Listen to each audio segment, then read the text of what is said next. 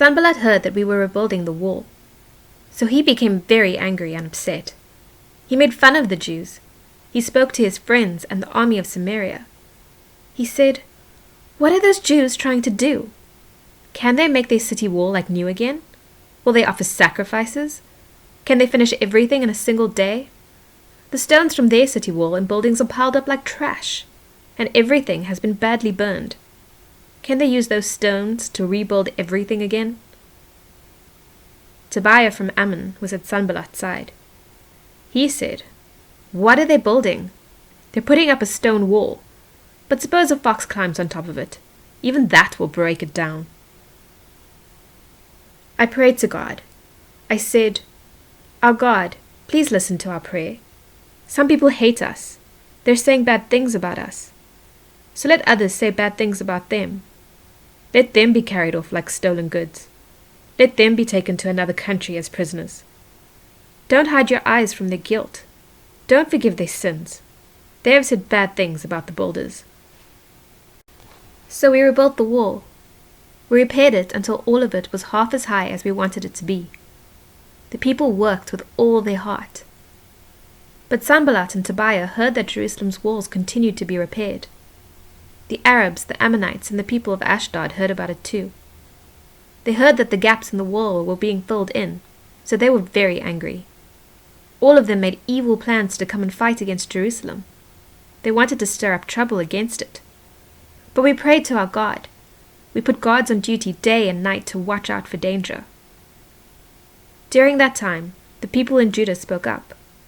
They said, "The workers are getting weaker and weaker all the time. Broken stones are piled up everywhere. They are in our way, so we can't rebuild the wall." And our enemies said, "We will be right there among them. We'll kill them. We'll put an end to their work. We'll do it before they even know it or see us." Then the Jews who lived near our enemies came to us. They told us 10 times, "No matter where you are, they'll attack us." So I stationed some people behind the lowest parts of the wall. That's where our enemies could easily attack us. I stationed the people family by family. They had their swords, spears, and bows with them. I looked things over. Then I stood up and spoke to the nobles, the officials, and the rest of the people. I said, "Don't be afraid of your enemies. Remember the Lord. He is great and powerful. So fight for your families. Fight for your sons and daughters. Fight for your wives and homes." Our enemies heard that we knew what they were trying to do. They heard that God had blocked their evil plans. So all of us returned to the wall. Each of us did our own work. From that day on, half of my men did the work. The other half were given spears, shields, bows, and armor. The officers stationed themselves behind all the people of Judah. The people continued to build the wall. The people who carried supplies did their work with one hand. They held a weapon in the other hand.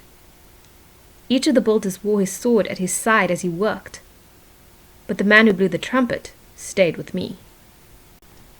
Then I spoke to the nobles, the officials, and the rest of the people. I said, "This is a big job. It covers a lot of territory. We're separated too far from one another along the wall. When you hear the sound of the trumpet, join us at that location. Our God will fight for us." So we continued the work. Half of the men held spears. We worked from the first light of sunrise until the stars came out at night. At that time I also spoke to the people. I told them, "Have every man and his helpers stay inside Jerusalem at night. Then they can guard us at night, and they can work during the day." My relatives and I didn't take off our clothes. My men and the guards didn't take theirs off either. Each man kept his weapon with him, even when he went to get water.